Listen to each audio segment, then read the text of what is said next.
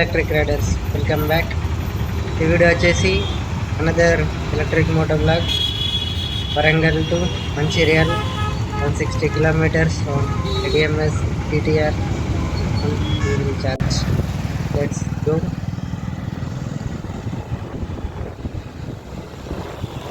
Reached Hanamkonda.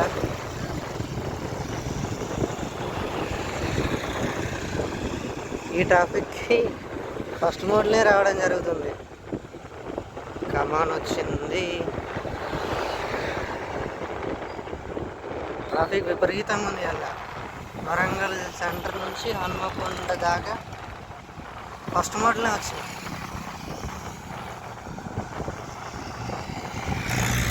ఇది పర్తి కమాన్ crossed.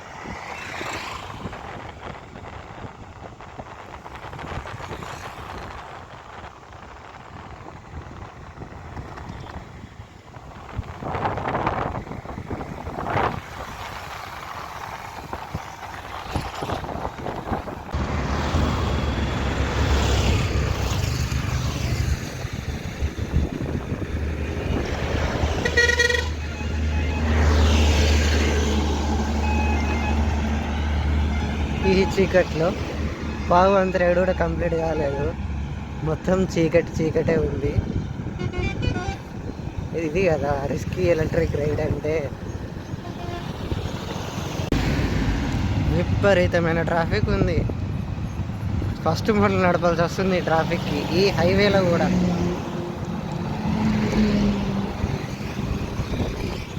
ఏం కనబడట్లే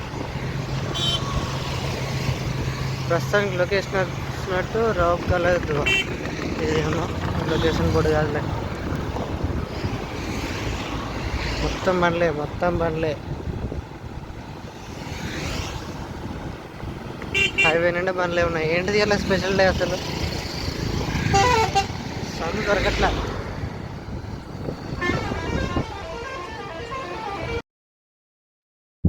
అట్లా వెళ్తూ హుజరాబాద్కి వచ్చినాక మన డీబీ బండి కనబడ్డది. ఇట్లా పెద్ద మనిషిని ఆపిన. మైలేజ్ ఎంత వస్తుందంటే 100 వస్తుంది అన్నాడు. లోకల్ ట్రిపుల్ రైడింగ్కైనా దేనికైనా మంచిగా కంఫర్ట్ ఉందని చెప్తుండు. కానీ మళ్ళీ వాయిస్ ఓవర్ ఎందుకు చేసిందంటే, అతను చెప్పింది నా మైక్రోఫోన్ రిసీవ్ చేసుకోలేదు, ప్లగ్ సరిగ్గా కనెక్ట్ కానట్టుంది. రూమ్కి వచ్చినాక చూస్తే ఆడియో మాయమైంది, ఖాళీ వీడియో ఉంది. సో అతను చెప్పేసి సింపుల్గా చెప్పేసిన. పర్సన్ అయితే satisfied with our DB model.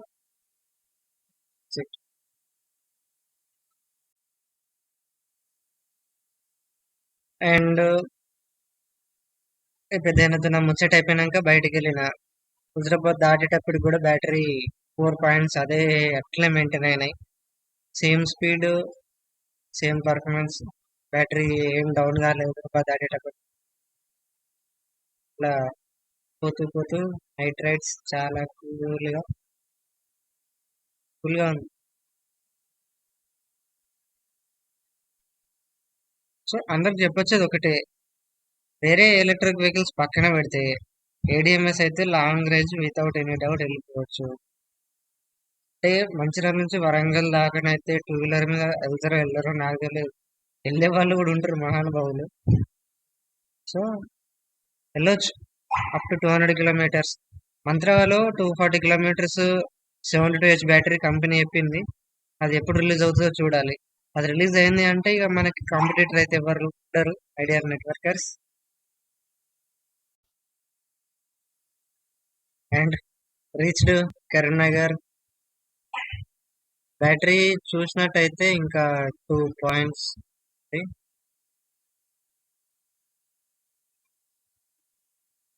2 points. Warangal నుంచి కరీంనగర్కి వచ్చినా కూడా ఇంకా 2 పాయింట్స్ ఉంది. అంటే అప్పుడు వాయిస్ ఓవర్ అంటే వాయిస్ రికార్డ్ కాలేదు, పెద్దపల్లికి వచ్చింది ఈ 2 పాయింట్స్ తోని. కానీ నేను అప్పుడు ఏమనుకున్నా అంటే ఇక్కడికి వచ్చే వరకు స్లో అయిపోతుందని అనుకున్నా. కానీ పెద్దపల్లి దాకా రీచ్ అయిపోయినా నేను. ఇంత దూరం ట్రావెల్ చేసినా కూడా నాకు నడుము నొప్పి లాంటిది ఏం రాలేదు. చాలా కంఫర్ట్ ఉంది బండి అయితే. Turning to Ramagundam Peddapalli.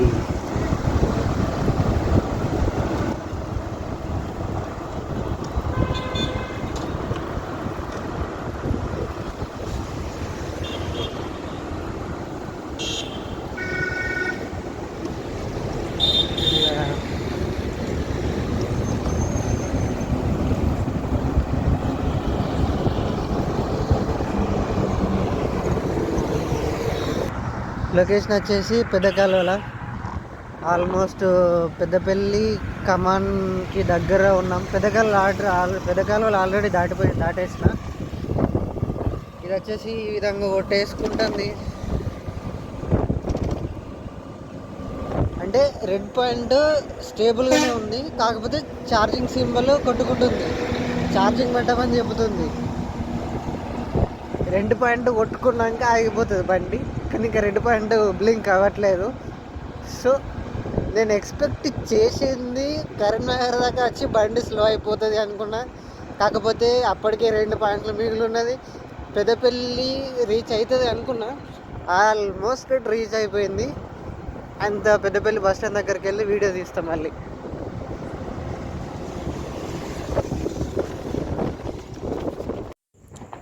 Task completed successfully. Peddapalli దాటిన తర్వాత అంటే ఫోన్ స్విచ్ ఆఫ్ అయిపోయింది, సో వీడియో రికార్డ్ చేయలేదు. ఛార్జింగ్ పెట్టేసి మళ్ళీ చేస్తున్నా. కేబుల్ తీసుకెళ్ళలేదు, మొబైల్ ఛార్జింగ్ ఫీచర్ ఉంది కానీ. మన షోరూమ్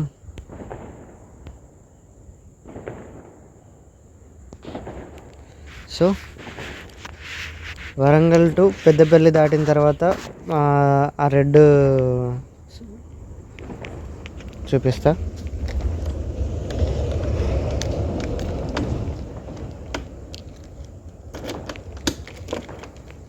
వరంగల్ పెద్దపల్లి దాటిన తర్వాత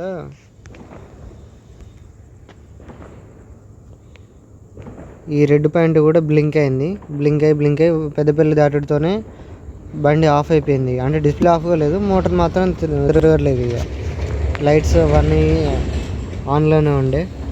సో లైట్ చూసుకొని దాని కింద బండి పార్క్ చేసుకొని బ్యాటరీ స్వాప్ చేసుకొని థర్డ్ మోడ్లో మంచిర్యాల దాకా వచ్చేసిన ఫుల్ స్పీడ్లో. అసలు నేను పొద్దున మళ్ళీ ఇంకో వీడియో తీస్తా. లుకింగ్ కూడా ఇది స్టైలిష్గా వచ్చింది ఇంతకుముందు జీటీఆర్కి, ఈ జీటీఆర్కి.